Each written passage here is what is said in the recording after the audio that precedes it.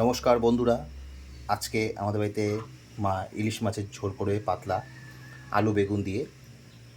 তো এখন কিভাবে বানাচ্ছে সেটা আপনাদের সামনে তুলে ধরব। কড়াই গরম হয়ে গেছে, এখন কড়াইতে তেল দিচ্ছি, মাছটা ভেজে নিব। গরম হয়ে গেছে, এখন মাছটা ছেড়ে দিতে হবে। মাছটা হালকা করে ভেজে তুলে নিতে হবে। এখন তুলে নিতে হবে, কারণ মাছটা যদি বেশি ভাজে তাহলে ইলিশ মাছ তো টেস্ট হয় না। এবার হালকা করে ভেজে নিতে হবে।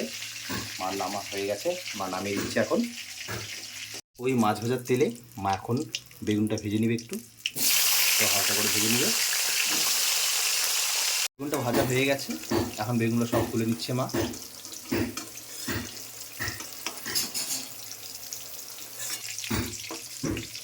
এখন মা ফোড়ন দিয়ে দিচ্ছে কালো জিরে, তারপর আলুগুলো ছেড়ে দিচ্ছে।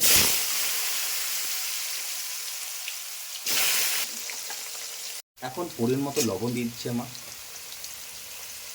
পরিমাণ মতো হলুদ দিয়ে দিচ্ছে। এটা নেড়ে দিতে হবে। এখন এর উপর থেকে মা মশলা দিয়ে দিবে। এখন মশলা বেটে রেখেছে মা। কি কি মশলা মা দিচ্ছে এর মধ্যে? জিরা বাটা, আদা বাটা, লঙ্কা বাটা। আচ্ছা, এটা এখন দিয়ে দিচ্ছে মা।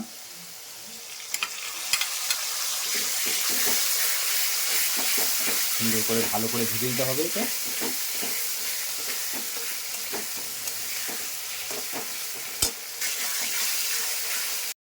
মশলাটা ভাজা হয়ে গেছে, দেখুন বন্ধুরা, মশলাতে তেলও ছেড়ে দিচ্ছে।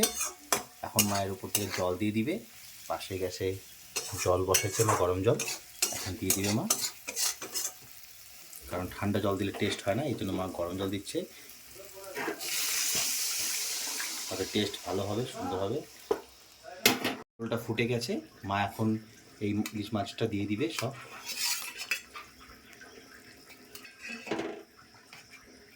তার উপর থেকে যে ভাজা বেগুন, যেটা বেগুনটা ভেজেছিল সেটা এখন দিয়ে দিচ্ছে। এখন মা ঢেকে দিবে, এটাতে ঝোলটা ঢেকে দিবে। ঢেকে দাও। তুলে দিবে মা। ঝোলটা ফুটে গেছে, হয়ে গেছে, আর তখন নামিয়ে দিবে। কাঁচা লঙ্কা দিবে, গোটা গোটা কাঁচা লঙ্কা, টেস্ট হয়। এই কাঁচা লঙ্কা ঝালের জন্য না, এই টেস্টের জন্য, স্বাদ হয় ভালো। একটু ঢেকে দেবো, আরও ঢেকে দিবে না তো? ঠিক আছে, একটু ঢেকে দাও, ঢেকে দিয়ে পরে নামিয়ে দেবে।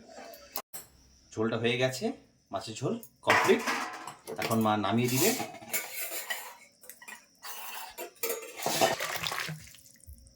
ইলিশ মাছের পাতলা ঝোল আলু বেগুন দিয়ে কমপ্লিট হয়ে গেছে মার রান্না।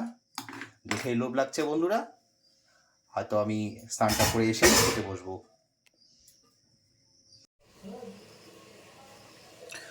বন্ধুরা, আমি এখন খেতে বসবো।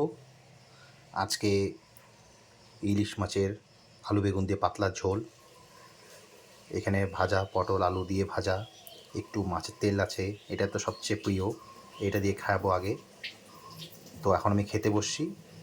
তো আপনাদের যদি ভিডিওটা ভালো লেগে থাকে তাহলে অবশ্যই লাইক, কমেন্ট, সাবস্ক্রাইব করে আমার পাশে থাকবেন এবং আমাকে সহায়তা করবেন। ধন্যবাদ বন্ধুরা।